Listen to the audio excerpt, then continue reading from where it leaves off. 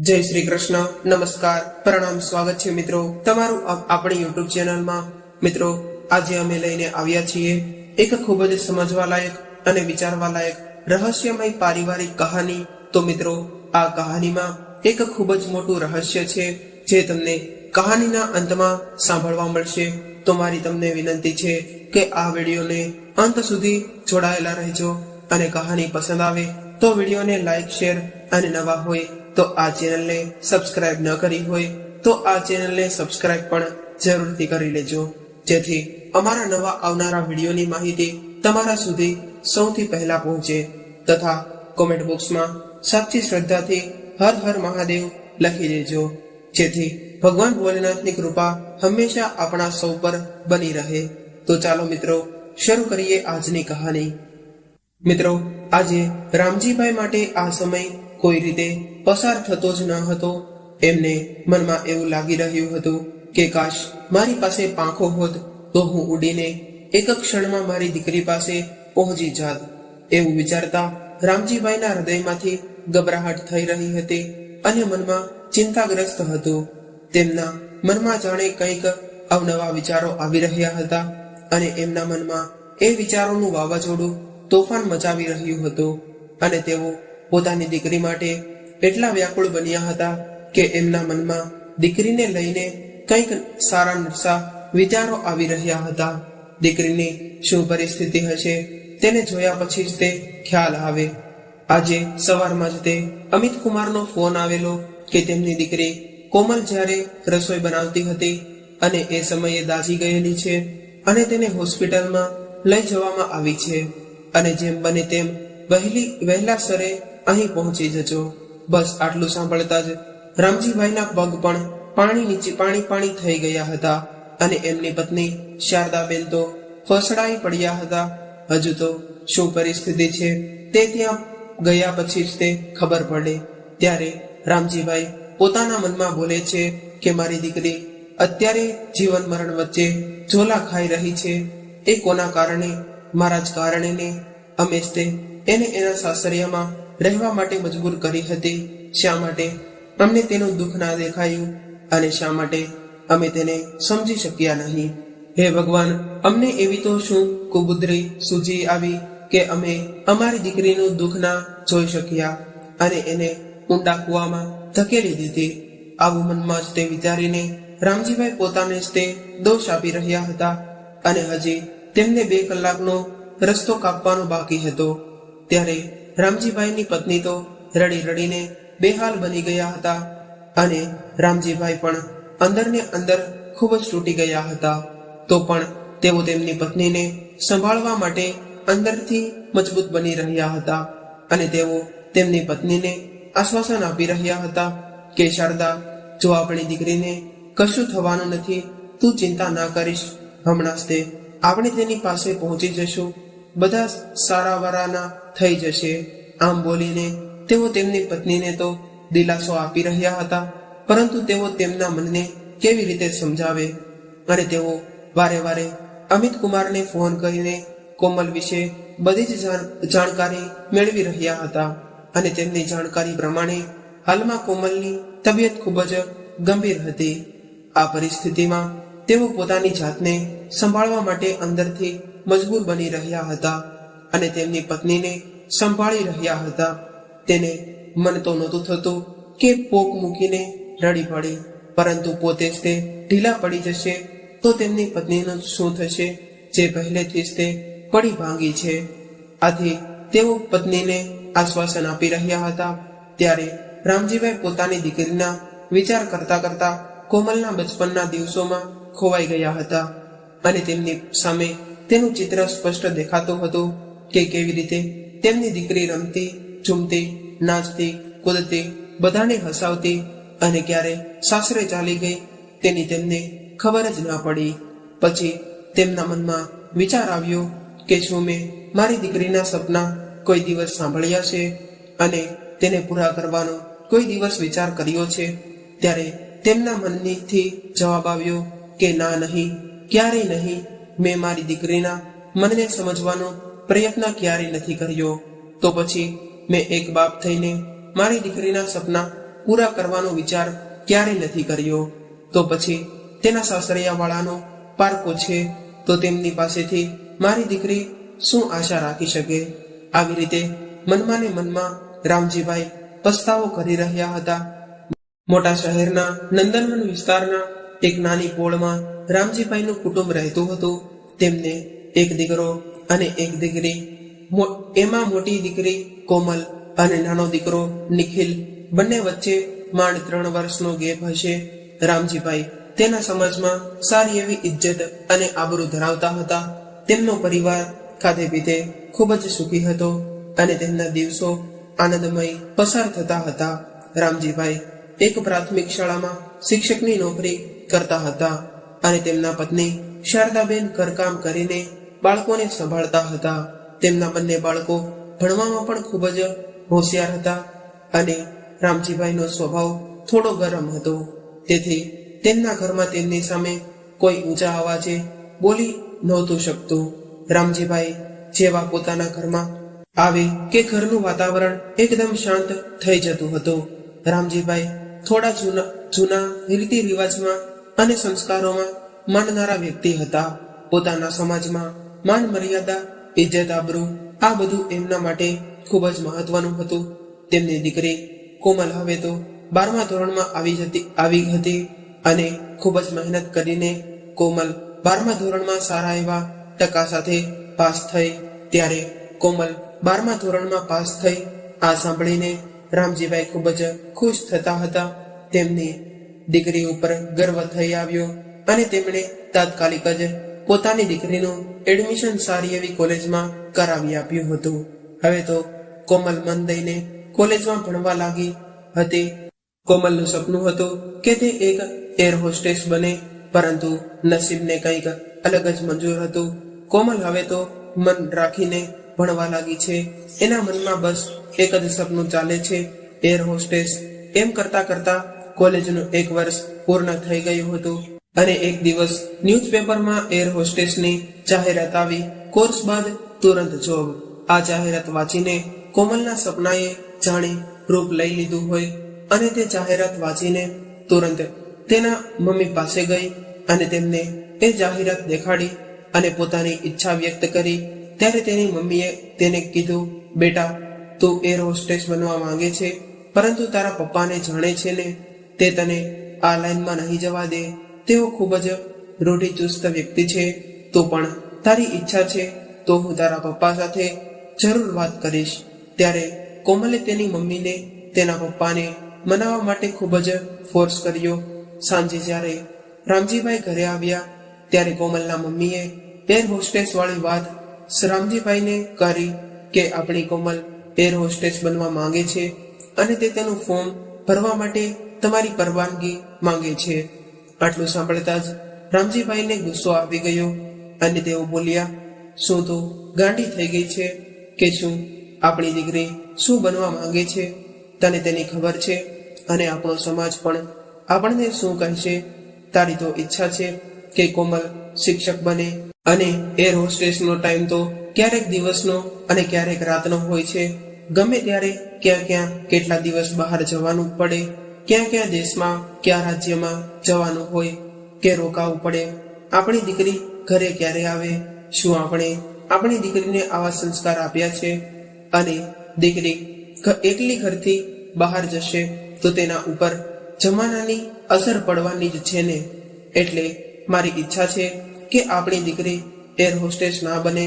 તે પોતાનું સારું ખરાબ નથી સમજી શકતી, પરંતુ હું બરાબર સમજી શકું છું કે તેની માટે શું યોગ્ય છે અને શું યોગ્ય નથી. આટલું સાંભળતા રામજીભાઈના પત્ની શારદાબેન પાછી હિંમત કરીને બોલ્યા કે એની ઈચ્છા છે તો એને એ કોર્સ કરવા દો ને. પરંતુ આ સાંભળતા જ રામજીભાઈ ગુસ્સામાં આવી ગયા અને કહી દીધું કે બસ, હવે મેં કહી દીધું ને કે આ વસ્તુ ઉપર હવે વાત નહીં થાય. એટલું કહીને રામજીભાઈ બહાર ચાલ્યા ગયા અને શારદાબેન કિચનમાં ચાલ્યા ગયા. મમ્મી પપ્પાની વાત સાંભળતા કોમલની હિંમત ના ચાલી કે તે તેના પપ્પાને આ બાબતે કશું કહે. તેથી તેણે પોતાનું સપનું પોતાના મનમાં દબાવી દીધું. કોલેજના બીજા વર્ષમાં તે મન આપીને ભણવા લાગી. કોલેજના પરીક્ષામાં નજીક આવતા પ્રોજેક્ટ કામગીરી શરૂ થઈ હતી. તેમાં ગર્લ્સ બોયઝ ને એક સાથે પ્રેક્ટિસ કરવાનું હતું. એમાં 3 બોય અને 2 ગર્લ્સને એક સાથે કામ કરવાનું હતું. કોમલને તો છોકરા સાથે કામ કરવામાં પ્રેક્ટિકલમાં થોડીક શરમ આવતી હતી અને તેની સાથે વાત કરવામાં પણ સંકોચ થતો હતો. પરંતુ હવે ભણવાનું કામ હતું. ટીચરે બધા વિદ્યાર્થીને અલગ અલગ ટુકડી બનાવી અલગ અલગ પ્રોજેક્ટ સોંપેલો હતો, જે બનાવવો જ પડે એમ હતો. એક દિવસ પ્રોજેક્ટ માટેના પેપર લેવા માટે તેમને બહાર દુકાને જવાનું થયું. તેમના ગ્રુપમાં એક સાથે બધા જ બહાર દુકાને જવા માટે નીકળ્યા. વચ્ચે કેન્ટીન આવતા બધાને થોડો નાસ્તો કરવાની ઈચ્છા થઈ આવી. આથી બધા આ કેન્ટીનમાં નાસ્તો કરવા માટે રોકાયા. બોયઝ સાથે નાસ્તો કરવામાં કોમલને સંકોચ થતો હતો, પરંતુ તેની સહેલીના ફોર્સને કારણે તે પણ નાસ્તો કરવા ચાલી ગઈ અને ત્યાં તેઓ નાસ્તો કરતા કરતા મજાક મસ્તી કરતા હતા. પરંતુ ત્યાં જ કોમલના કાકાનો દીકરો અને તેના ફ્રેન્ડ આવી પહોંચ્યા અને તેણે કોમલને બોયઝની સાથે નાસ્તો કરતા જોઈ લીધી. એટલે કોમલના કાકાનો દીકરો તેની બાજુમાં આવ્યો અને બોલ્યો કે મોટા પપ્પા તને ભણવા મોકલે છે કે ગપ્પા મારવા માટે?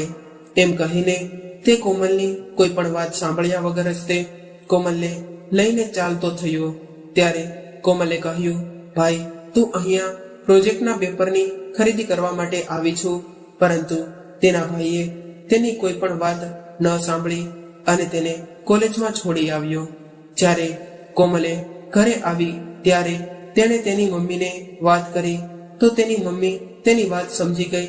પરંતુ જ્યારે રામજીભાઈ ઘરે આવ્યા ત્યારે તેના કાકાનો દીકરો પણ તેના ઘરે આવ્યો અને જે પણ તેણે જોયું હતું તે તેણે કોમલના પપ્પાને બધી જ વાત કહીને સંભળાવી.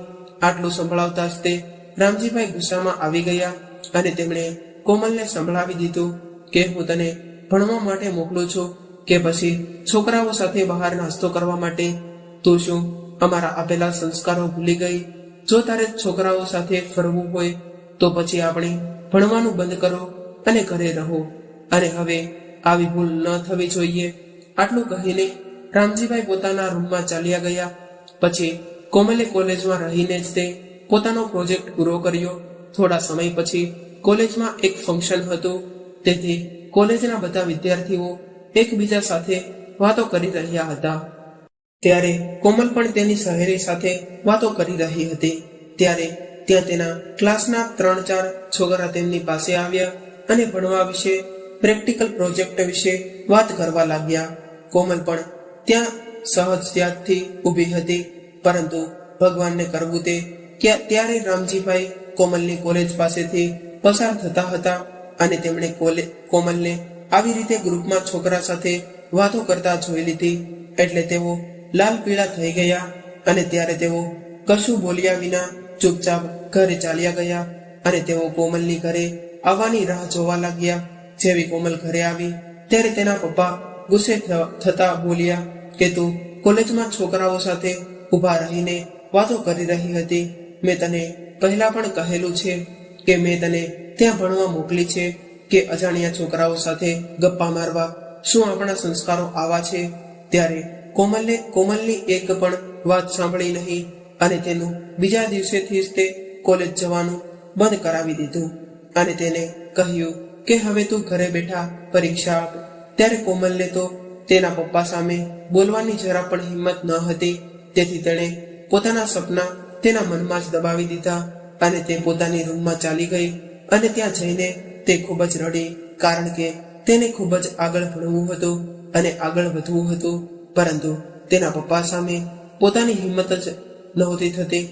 અને બીજી બાજુ તેના પપ્પા એવું વિચારતા હતા કે મારી છોકરી બીજા અજાણ્યા છોકરાઓ સાથે વાત કરે, ફ્રેન્ડ બનાવે તો સમાજમાં તેમની ઇજ્જત શું રહેશે? જેમ સમાજમાં બીજી છોકરી સાથે જે બનાવો બનતા હતા તે વિચારતા જ તે રામજીભાઈ ડરતા હતા અને તે પોતાના મનમાં એવું માનતા હતા કે તેમની દીકરી કોઈ ખોટું પગલું ભરી લે કે પછી તેની સાથે કંઈ ખોટું ન થઈ જાય, એટલા માટે તેમણે એવું વિચાર્યું હતું કે મારી દીકરીને હવે ઘરમાં જ તે રાખીને તેના માટે કોઈ સારું મુહૂર્તિઓ જોઈને તેને પરણાવી દઈએ. પછી થોડા સમય બાદ કોમલ માટે લગ્નના સારા ઘરના માંગા આવવા લાગ્યા. ત્યારે કોમલ પોતાના મનમાં ને મનમાં મૂંઝાયેલી રહેતી, કારણ કે તેના આગળના ભવિષ્ય માટે શું કરવું, કેમ કે તેની જિંદગીનો ફેસલો તેના પિતા દ્વારા લેવામાં આવ્યો હતો. ત્યારે તે કંઈ પણ બોલી શકે કે પોતાનો નિર્ણય કહી શકે તેવી હિંમતમાં તેનામાં નહોતી. તેને લાઈફમાં આગળ વધવું હતું અને ભણવું હતું, સારી એવી જોબ મળવાની હતી, પોતાના સપના સાકાર કરવા હતા. પરંતુ તેના પિતાની આગળ કશું બોલવાની તેની જરા પણ હિંમત ચાલી ન હતી. જ્યારે પણ તેને જોવા માટે છોકરાવાળા આવતા ત્યારે તેને એવું લાગતું કે તેનાથી કંઈક છૂટી રહ્યું છે. તેને અત્યારે લગ્ન કરવાની જરા પણ ઈચ્છા ન હતી, પરંતુ તે તેના પિતાની હામાં હા મેળવી લેતી હતી. તે તેના પપ્પાને નિરાશ કરવા માંગતી ન હતી, પરંતુ તે તેના સપના રોળાઈ જાય એવું પણ ઈચ્છતી ન હતી. પરંતુ આખરે તે બિચારી શું કરે? આજે તે પોતાના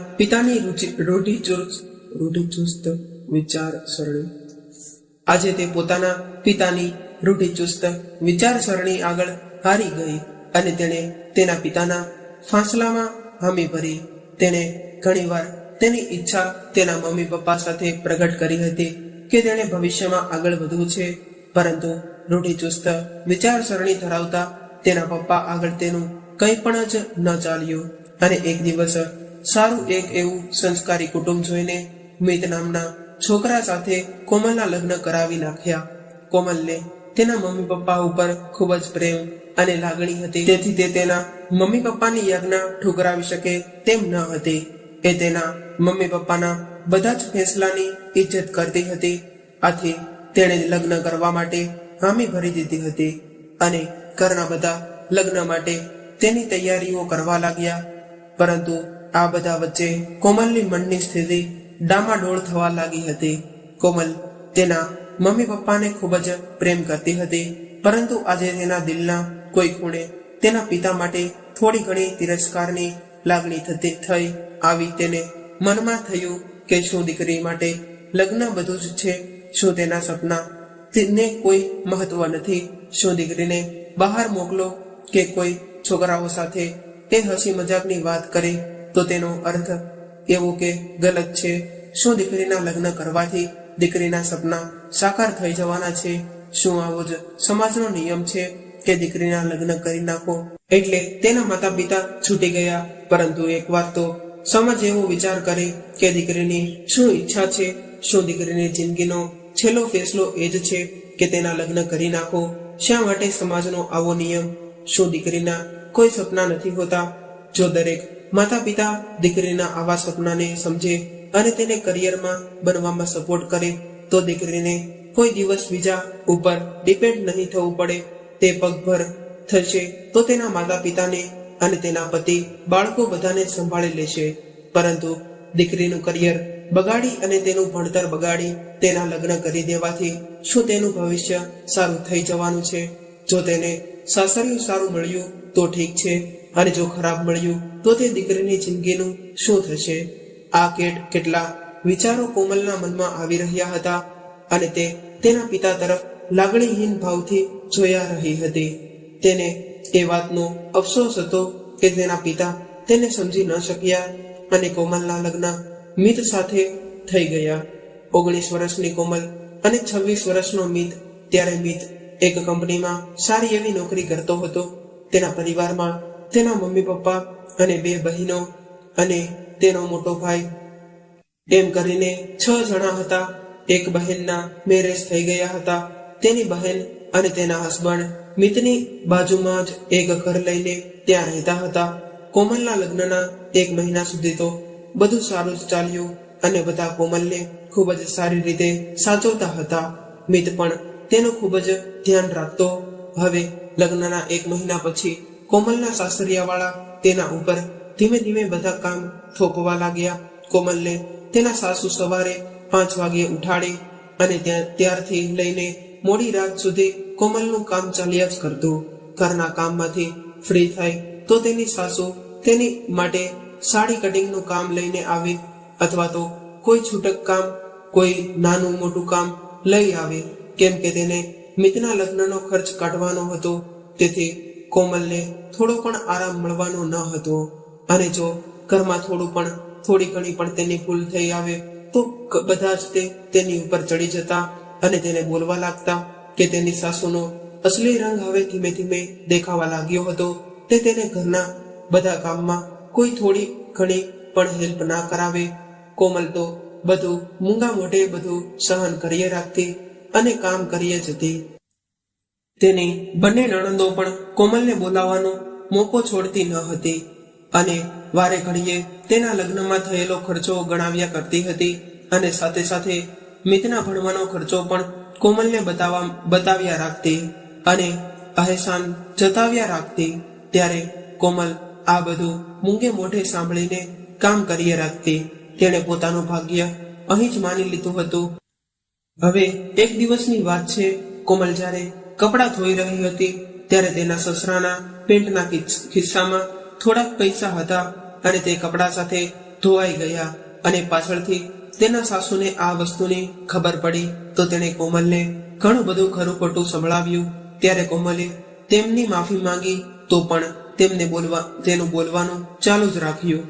અને આની સાથે કોમલે ધીમેથી સામે જવાબ આપ્યો, પરંતુ આ વાતને કોમલની સાસુએ પકડી રાખી અને ઘરમાં મોટો હોબાળો મચાવી દીધો. અને રાત્રે જ્યારે મિત ઘરે આવ્યો ત્યારે તેણે કોમલના વિરુદ્ધ ચડિયામણ કરી હતી. તો મિત તેની મમ્મીની વાત સાંભળીને ઉશ્કેરાઈ ગયો અને કોમલ ઉપર હાથ ઉપાડી દીધો અને કોમલની એક પણ વાત તેણે ન સાંભળી. હવે તો કોમલની થોડી પણ ભૂલ થઈ આવે તો બધા તેની સાથે ઝઘડો કરતા અને મિત હવે તો તેના ઉપર હાથ પણ ઉપાડવા લાગ્યો હતો. તેમના રૂઢિચુસ્ત ઘરમાં હવે તો વહુનો દરજ્જો એક કામવાળી જેવો અને તેનો ખાલી ચૂપચાપ ઘરનું કામ કરવાનું અને બધાની સેવા કરવાનું. બિચારી કોમલ પહેલેથી જ તે એકદમ ભોળી અને ડાય દીકરી હતી. તે ચૂપચાપ બધું સહન કરી જતી હતી. હવે એક દિવસની વાત છે. કોમલના ઘરમાં તેના દિયરે થોડા પૈસાની ચોરી કરી. ઘરમાં ચોરી થયાની જાણ થતા કોમલની સાસુએ બધાનો સામાન તપાસ્યો અને તેમાં તેના દિયરની ચોરી પકડાઈ ગઈ. પરંતુ તેની સાસુએ કાવતરું કરીને કોમલના બેગમાં પૈસા મૂકી દીધા અને ચોરીનો આરોપ કોમલ ઉપર નાખી દીધો અને તેના છોકરાને નિર્દોષ સાબિત કરી દીધો. કોમલે આ વસ્તુનો વિરોધ કર્યો કે તેનો કંઈ નથી કર્યું. તેણે પોતાનો અવાજ ઉઠાવ્યો, પરંતુ ઘરમાં તેના સાસુનું ચાલતું હતું. આ માટે બધાએ તેના સાસુ કહે એમ જ માન્યું અને ચોરી કરવા છતાં તેની સાસુ સામે બોલવા માટે તેની નણંદે કોમલને ઢોર માર માર્યો અને મિતે પણ તેને ખૂબ જ માર માર્યો. ત્યારે તો કોમલ રોઈને ચૂપ રહી ગઈ. બિચારી કરે તો શું પણ કરી શકે અને તે મનમાં ને મનમાં પોતાને કોસતી રહી શા માટે તેણે દીકરી રૂપે જન્મ લીધો. જ્યારે 4 મહિના પછી કોમલ તેના પિયરમાં ગઈ ત્યારે કોમલને જોતા જ તે બધા જ નવાઈ પામ્યા. પહેલા તો કોમલ ઓળખાઈ જ નહીં, કારણ કે તેનું શરીર સાવ લેવાઈ ગયું હતું. તે ખૂબ જ પાતળી થઈ ગઈ હતી. તેના શરીરમાં ખાલી ચામડી ચોટી ગઈ હોય તેવું લાગી રહ્યું હતું. આંખો નીચે કુંડાળા પડી ગયા હતા. લાલ ગાલ અંદર બેસી ગયા હતા. ચહેરો એકદમ ફીકો પડી ગયો હતો. 19 વર્ષની કોમલ આજે 30 થી 35 વર્ષની લાગી રહી હતી. કોમલને જોતા જ તેના મમ્મી તો રડી પડ્યા અને કહ્યું કે બેટા, તને આ શું થઈ ગયું? ત્યારે કોમલે તેના સાસરિયાની બધી જ હકીકત તેની મમ્મીને કહીને સંભળાવી. આ સાંભળીને કોમલના મમ્મીએ તેને ખૂબ જ દુઃખ આવ્યું. પછી કોમલના મમ્મીએ રામજીભાઈને તે બધી વાત કરી કે કોમલ સાથે તેના સાસરિયામાં આવું બને છે. કોમલે તેની મમ્મીને કહ્યું કે મમ્મી, હવેથી હું ત્યાં નહીં જાઉં. પ્લીઝ મને ત્યાં નહીં મોકલતી. હું ત્યાં ગઈ તો વધારે નહીં જીવી શકું.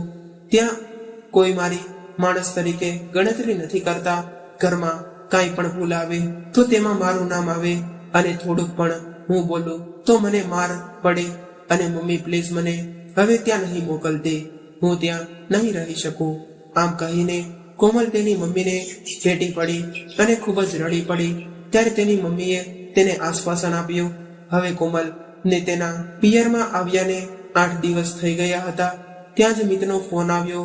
રામજીભાઈ ઉપર આવ્યો અને કહ્યું કે આજે કોમલને તેડવા માટે આવે છે.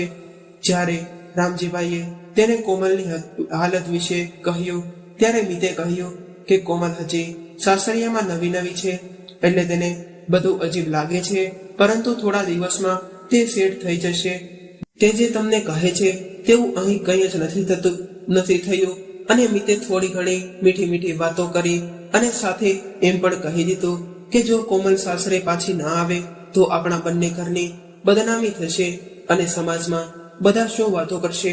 ત્યારે રામજીભાઈ તો મિતની વાતોમાં આવી ગયા અને તેમણે કોમલને કહ્યું કે તને તેડવા માટે મિત આવે છે, તે માટે તું તારી જવા માટેની તૈયારી કરી લે. ત્યારે કોમલે તેના પપ્પાને આજીજી કરી કે પપ્પા, મારે ત્યાં નથી જવું, હું ત્યાં જીવી નહીં શકું, મરી જઈશ. પરંતુ રામજીભાઈએ કોમલને સમજાવી કે દીકરી, તારે તારા સાસરે તો જવું જ પડે. અહીંયા આવી રીતે રહીશ તો બધા સમાજમાં શું વાતો કરશે કે જો દીકરીના લગ્ન થયા જ દીકરીની પાછી આવી ગઈ. અમારી સમાજના માણસોની બે વાત સાંભળવી પડશે. અને દીકરી, હવે તે તારું ઘર છે, તે માટે થોડું ઘણું જતું કરી દે અને થોડું સહન કરતા શીખી જા, તો તારે આગળ ઘણી બધી જિંદગી બાકી છે. અત્યારથી જ તે તું આમ કરીશ તો પછી આગળ કેવી રીતે જીવી શકીશ. ત્યારે કોમલના રૂઢિચુસ્ત પપ્પા તેની એક પણ વાત સાંભળવા માટે તૈયાર ન હતા અને કોમલને મિત સાથે તેના સાસરિયા મોકલી દીધી. કોમલ હવે તેના સાસરિયામાં આવી એટલે હવે કોમલની પહેલા જેવી જ પરિસ્થિતિ પાછી થઈ ગઈ. હવે તો કોમલના સાસુ વધુ પૈસા કમાવા માટે છૂટક કામ તેના માટે તેની વહુ માટે વધુ ને વધુ લાવવા લાગ્યા.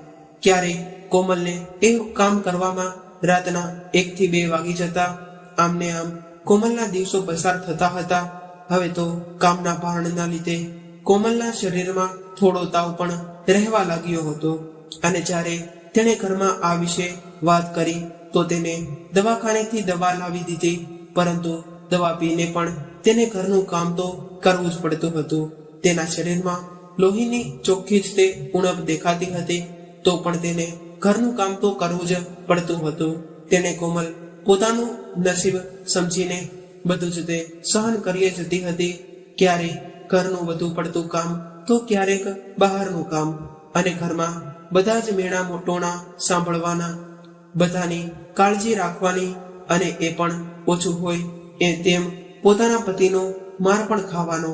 આ બધું જ તેના જીવનનો હિસ્સો બની ગયો હતો. હવે એક દિવસની વાત છે. આજે કોમલના ઘરે કોઈક મહેમાન આવેલા હતા અને મહેમાનોની આગતા સ્વાગતમાં કોમલ આખો દિવસ ઘરના કામમાં રહી અને તેનું બહારનું છૂટક કામ બાકી રહી ગયું. આથી તેના સાસુએ તેને કહી દીધું કે જો કોમલ, આ કામ તો તારે આજે પૂરું કરવું જ પડશે. રાત્રે ગમે તેમ કરીને આ કામ પૂરું કર, કેમ કે કાલે તો આ માલ પહોંચાડવાનો છે. કોમલ આજે ઘરના કામથી ખૂબ જ થાકી ગઈ હતી અને તેના શરીરમાં તાવ ભરેલો હતો. તેથી તેણે તેની સાસુને કહ્યું કે મારી તબિયત આજે ખરાબ છે. પરંતુ તેની સાસુને લાગ્યું કે તે ખોટું બોલે છે અને તેણે કોમલની તબિયત અણદેખી કરીને તેને કામ સોંપી દીધું. અને તેણે મિતને પણ કહી દીધું કે કોમલને આજે આ કામ પતાવવાનું છે. આથી મિતે પણ તેને શાનમાં સમજાવીને કે તારે આ કામ કરવું જ પડશે. આથી કોમલે આખી રાત કામ કરીને એ કામ પતાવ્યું તો ત્યાં તો સવારના 5 વાગી ગયા હતા અને હવે શરૂ થયું તેના ઘરનું કામ. કોમલને તાવ આવેલો હતો અને તેની આંખમાં આખી રાતની ઊંઘ ભરેલી હતી. તેથી તેનું શરીર ધ્રુજતું હતું. તો પણ તે ધ્રુજતા શરીરે રસોડામાં પહોંચી અને તેનું કામ કરી રહી હતી. ત્યારે જ તે અચાનક તે રોટલી બનાવી રહી હતી અને તેને ઝોકું આવી ગયું અને તેના ધ્યાન વગર તેની સાડીનો પલ્લુ ગેસના ભાગમાં આવી ગયો અને કોમલનો સાડીનો પલ્લુ સળગ્યો. તે થોડી સ્વસ્થ થવા જાય ત્યાં તો આખી સાડી આગથી ચપેટમાં આવી ગઈ. ત્યારે તેના સાસુ આવી ગયા અને સાસુ આ જોઈને હેબતાઈ ગયા કે કોમલને આ શું થયું, અને તેઓ કોમલને બચાવવા માટેની બૂમો પાડવા લાગ્યા. અને ત્યાં કોમલ આગથી બચવા માટે તેની સાસુ તરફ જવા લાગી, પરંતુ તેની સાસુને એમ થયું કે કોમલ તેને પકડવા આવી રહી છે. એ માટે તેની સાસુએ એક લાકડી લઈને કોમલને ફટકારી અને તેને નીચે પાડી દીધી. હજુ તે પાછી ઊભી થવા ગઈ એટલી વારમાં તો ત્યાં તેની નણંદ આવી ગઈ અને તેની નણંદે પણ કોમલને 2-4 લાકડી મારીને તે નીચે પાડી દીધી. તેઓને લાગ્યું કે કોમલ તેમને પકડશે અને તેમને પણ આગ લગાડશે.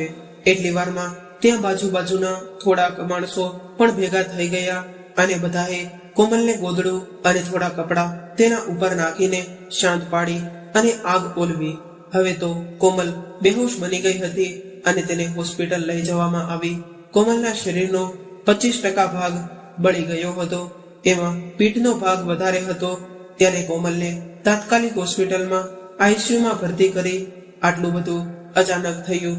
આથી કોમલના સાસરિયાવાળા ડરાઈ ગયા અને મિતે કોમલના મમ્મી પપ્પાને ફોન કર્યો અને બધા જ હોસ્પિટલમાં ભેગા થઈ ગયા.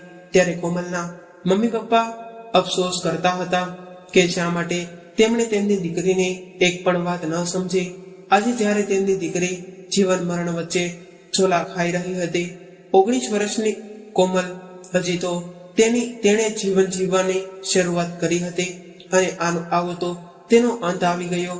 અરે રે, બિચારી આટલી નાની જિંદગી તેણે કેટલું બધું જોઈ લીધું. હવે તેના મમ્મી પપ્પાએ અફસોસ થઈ રહ્યો હતો, પરંતુ હવે શું થાય? બધા જ તેના હોશમાં આવવાની રાહ જોઈ રહ્યા હતા.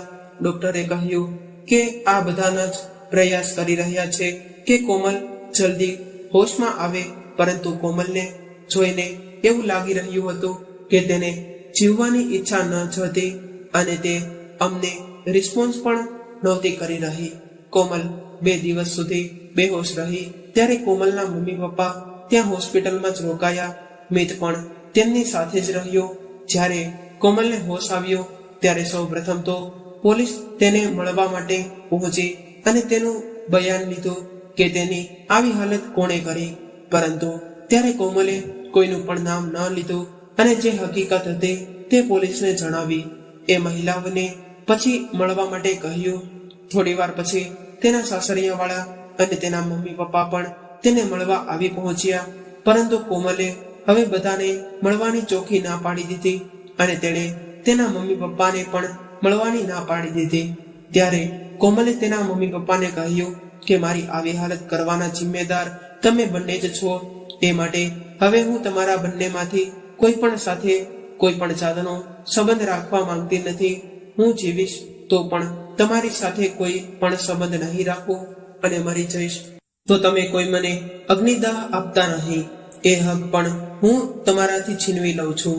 ત્યારે કોમલે એટલું કહીને બધા જને બહાર નીકળવા માટે કહી દીધું. ત્યારે કોમલના મમ્મી પપ્પાએ ડોક્ટરને ખૂબ જ આજીજી કરીને તેને મળવા માટેની, પરંતુ કોમલે તેને મળવાની ના પાડી હોવાથી ત્યાં હાજર ડોક્ટરોએ કોઈને પણ કોમલને મળવા ના દીધા. થોડા સમય પછી કોમલની તબિયતમાં સુધારો થવા લાગ્યો અને કોમલ સાજી થઈ ગઈ, પરંતુ તેના પીઠનો ભાગ બળી ગયો હતો. તે હવે પ્લાસ્ટિક સર્જરીથી સાજો થાય તેમ હતો. તો પણ કોમલ હવે ઘણા બધા અંશે સારી થઈ ગઈ હતી. હવે કોમલને હોસ્પિટલમાંથી રજા આપવાનો સમય આવી ગયો હતો. ત્યારે કોમલને લેવા માટે તેના મમ્મી પપ્પા અને તેના સાસરિયાવાળા બધા જ ત્યાં આવ્યા હતા. પરંતુ કોમલે હવે બધાને ચોખ્ખું કહી દીધું હતું કે હું તમારા આવા રૂઢિચુસ્ત સમાજમાં અને તમારા રૂઢિચુસ્ત વિચારો સાથે હું તમારી સાથે જીવી શકું તેમ નથી. અને તેને ચોખ્ખું કહી દીધું કે હવે હું તમારી સાથે નહીં રહી શકું. અને તેના પપ્પાને કહ્યું કે મારી આવી હાલતના જિમ્મેદાર સૌ પ્રથમ તો હું તમને જ માનું છું. મને ખબર છે તમે મને ખૂબ જ પ્રેમ કરો છો.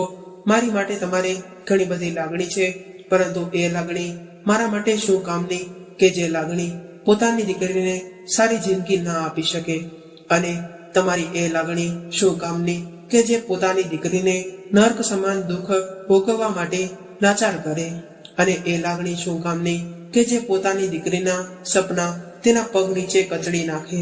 પછી તેણે તેના સાસરિયાને કહ્યું કે તમે તો મને વહુ નહીં પણ ઘરની કામવાળી પણ સમજતા હતા. હું પણ એક માણસ છું, મને પણ દુઃખ થાય છે. તમને તેનો ખ્યાલ જ ન આવ્યો, પરંતુ તમને તમારા કામથી જ તે મતલબ હતો. આજે જે મારી સાથે થયું તે તમારી દીકરી સાથે થયું હોત તો, અને તેણે મિતને કહ્યું કે હવે હું તમારી સાથે રહી શકું તેમ નથી, કેમ કે તમે એક સારા પતિ નથી, અને હું તમને અત્યારે છૂટાછેડા પણ નહીં આપું, કેમ કે જો હું તમને છૂટાછેડા આપી દઈશ, જેમ આજે તમે મારી જિંદગી બગાડી છે, તેમ તમે બીજી છોકરીની પણ જિંદગી બગાડી શકો છો. આથી તમારે મને ભરણ પોષણ આપવું પડશે. આટલું બોલીને કોમલે એક મહિલા સંસ્થાની મહિલાને ફોન કરીને ત્યાં બોલાવી દીધી, અને હવે તે મહિલા સંસ્થામાં રહેવા માટે ચાલી ગઈ. હવે આજે 7 વર્ષ પછી મુંબઈનું એક વિશાળ એરપોર્ટ છે, અને ત્યાં હેડ ઓફિસમાં બેસીને એક સુંદર યુવતી યાત્રીઓ માટે એનાઉન્સમેન્ટ કરી રહી હતી, અને તે હતી આપણી કોમલ. તો મિત્રો, તમને આ કહાની કેવી લાગી તે કોમેન્ટ કરીને જણાવજો. જો કહાની પસંદ આવી હોય તો વિડીયોને લાઈક કરીને તમારા મિત્રો સાથે શેર કરજો, અને તમને આવી જ તે કહાની સાંભળવા માંગતા હોય તો આ ચેનલને સબસ્ક્રાઇબ કરી લેજો. તો મિત્રો, હવે ફરી મળીશું એક નવી કહાની સાથે. ત્યાં સુધી તમામ મિત્રોને જય શ્રી કૃષ્ણ, રાધે રાધે, હર હર મહાદેવ. આ કહાની પૂરેપૂરી સાંભળવા માટે તમારો ખૂબ ખૂબ આભાર.